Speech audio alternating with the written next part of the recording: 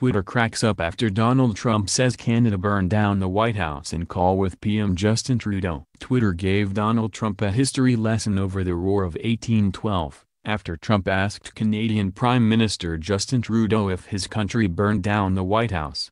After CNN reported Wednesday that in a May 25 phone call with Canadian Prime Minister Justin Trudeau, Donald Trump made a head-scratching, and incorrect, reference to the War of 1812, Twitter users were happy to give him a history lesson, and to have some laughs at Trump's expense. So what did Trump say to Trudeau that set off the latest Twitter-feeding frenzy, and caused War of 1812 to immediately jump to the top of the Twitter trending charts? According to the CNN report, after Trump imposed tariffs on steel and aluminum, Trudeau pressed Trump in the call over Trump's claim that the tariffs were a national security issue. "Didn't you guys burn down the White House?" Trump responded, according to the report. But Canada did not exist as an independent country until 1867. The White House was burned in the War of 1812. The attack on Washington took place in August of 1814, by the invading British Army, including the unit called the Colonial Marines, which was made up of freed African American slaves emancipated by the British in their march through the South, according to a PBS historical account.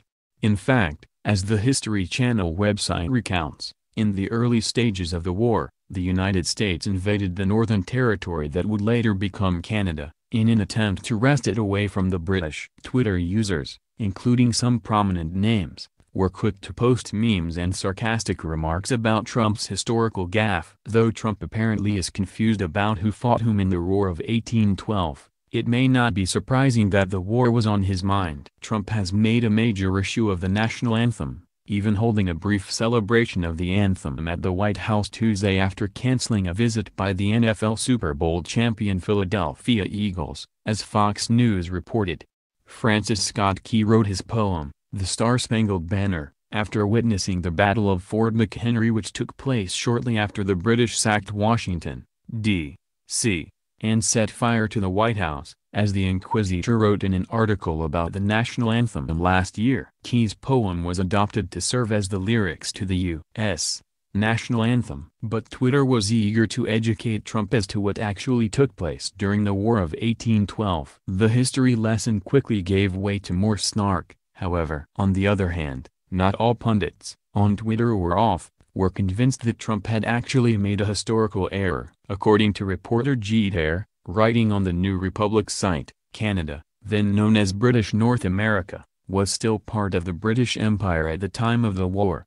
Pedants immediately jumped in to accuse Trump of an error. After all, wasn't the torching of the White House conducted by British troops, under the command of Admiral George Cockburn? Hare wrote, "These nitpickers are being too persnickety.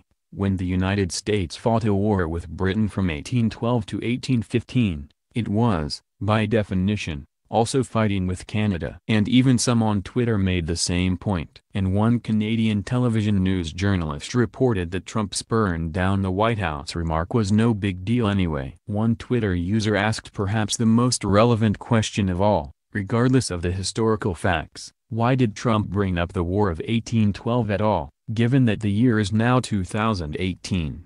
Another Twitter user was quick to offer a correction. The time between the start of the War of 1812 and today is actually 206 years.